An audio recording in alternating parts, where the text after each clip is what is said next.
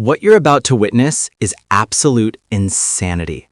This is WrestleScope, and I'm about to expose something that WWE never wanted you to remember.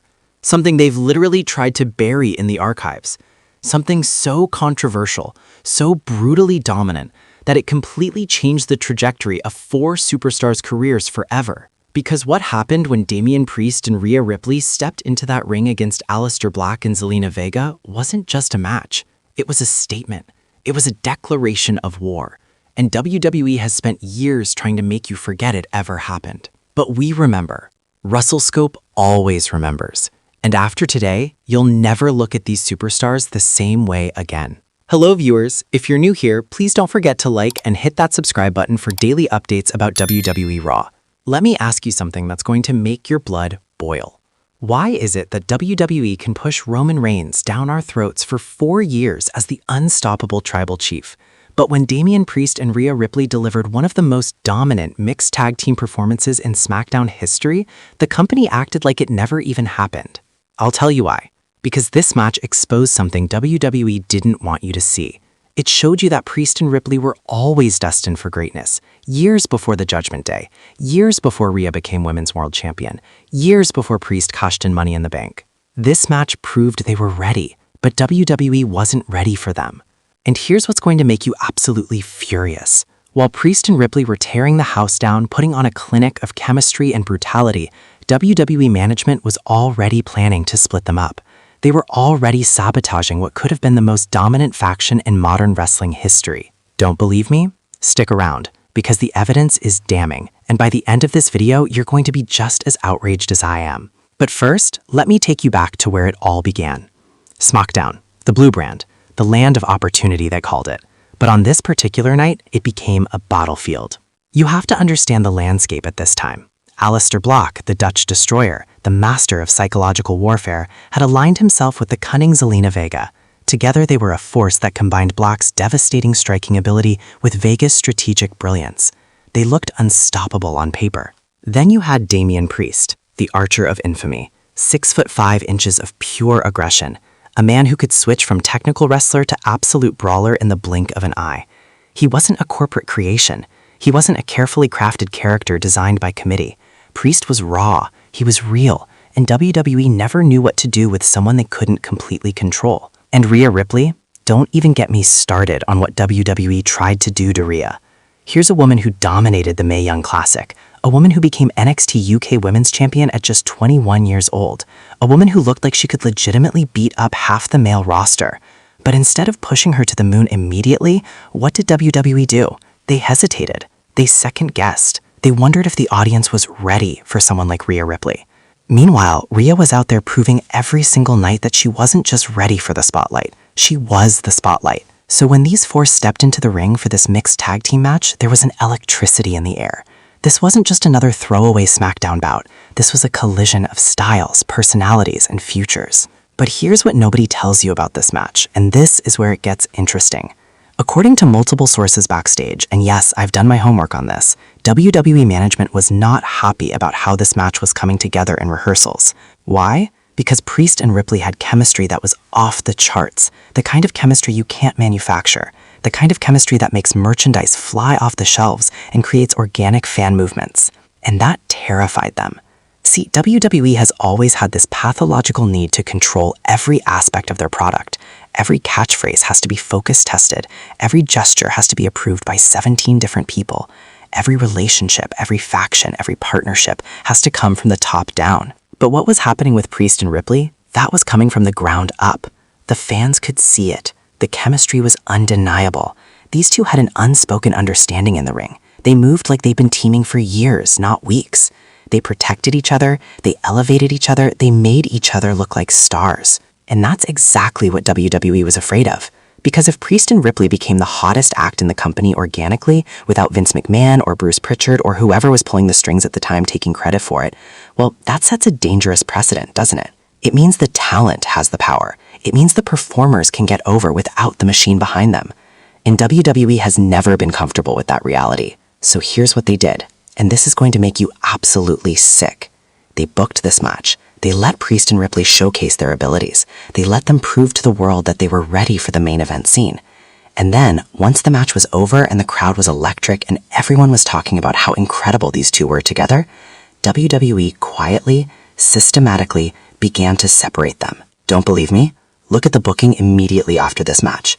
Priest gets shuffled to different feuds. Rhea gets moved to different programs. They're kept apart like WWE was deliberately trying to make sure lightning didn't strike twice. But I'm getting ahead of myself. Let's talk about the match itself, because what happened in that ring was magic. The bell rings, and immediately you can feel the difference. This isn't some choreographed dance where everyone's afraid to make a mistake. This is 4 fighters who are absolutely hungry to prove themselves. 4 competitors who understand that opportunities like this don't come around often in WWE, and when they do, you better make the most of them. Aleister Black starts in the ring with Damian Priest, and right away we're seeing what would become known as Black's psychological approach. He's studying Priest, he's testing him with leg kicks, he's trying to establish that dark, ominous presence that made him such a unique character. But here's the thing about Damian Priest that this match exposed. The man does not get intimidated. Priest fires back with a forearm that echoes through the arena. The crowd pops, because they're not seeing someone afraid of Aleister Black's mystique, they're seeing someone who's ready to fight. The two exchange strikes and the intensity is palpable. Every forearm, every kick, every reversal is executed with a level of precision and aggression that immediately tells you this isn't going to be your typical TV match. Then the tags happen, and this is where the match goes from great to legendary. Rhea Ripley enters the ring, Zelina Vega enters the ring, and the crowd loses their minds. Because what you're about to see is Rhea Ripley doing what she does better than almost anyone in WWE history, making her opponent look like they're fighting for their life while simultaneously dominating them completely. Zelina Vega, to her credit, doesn't back down. She hits Rhea with everything she's got. Drop kicks, quick strikes. She's using her speed advantage, trying to chop down the tree that is Rhea Ripley. And Rhea just absorbs it. She takes the offense and then she hits back with strikes that look like they could break bones. A headbutt that sends Vega stumbling. A short arm clothesline that nearly turns her inside out. The crowd is going insane because they're watching the future of women's wrestling unfold right before their eyes. But here's where it gets even better. Here's where the storytelling in this match elevates from good to phenomenal. Zelina manages to tag in Black. Rhea refuses to tag in Priest. The crowd is electric because they know what's about to happen. We're about to get intergender warfare, and nobody knows if WWE is actually going to let them do it. For a moment, there's tension. Black and Ripley stare each other down. The crowd is roaring for them to go at it, and you can see in Black's eyes and Ripley's posture that both of them are game. But WWE, in our infinite wisdom, decided to play it safe. Priest enters the ring and we're back to traditional tag team roles. And you know what? The crowd boos. They wanted to see Rhea mix it up with Black. They wanted the barriers broken, but WWE chickens out. This is exactly the kind of conservative booking that has held WWE back for years. You have two of the most badass performers in the company ready to make history, and you pull back at the last second because you're afraid of some imaginary backlash. But Priest and Ripley, professional that they are, they don't let this derail the match. Instead, they shift gears and show you something else remarkable, their ability to work as a unit. Watch how they isolate Black. Watch how they tag in and out with perfect timing. Watch how Rhea cheers on Priest from the apron with a level of enthusiasm that feels real, not manufactured. This is storytelling. This is partnership. This is what makes tag team wrestling great.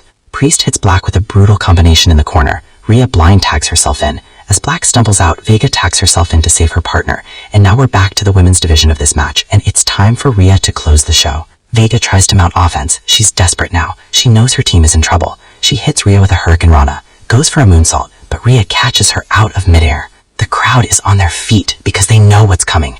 Right tide. Boom. It's over. Priest and Ripley stand tall in the center of the ring, arms raised, looking like the most dominant force in WWE. The crowd is chanting their names. The commentators are putting them over as future champions. Everything about this moment screams, push these two to the moon. This is where my blood starts to boil, and yours should too. After this match, after this incredible display of chemistry and dominance, WWE had gold in their hands. They had two performers who the crowd clearly loved together, two performers who elevated each other, two performers who could have been the foundation of a faction that rivaled anything the Shield, DX, or Evolution ever did. But what happened instead? Within weeks, Priest and Ripley were barely even appearing on the same show together. They were moved to different brands, given different storylines, kept separated like WWE was deliberately trying to make sure they never recaptured this magic again. And you want to know the most infuriating part? Both of them would spend the next several months, in some cases years, floundering in mid-card purgatory, being given starts and stops, being built up only to be torn down, being presented as stars one week and afterthoughts the next.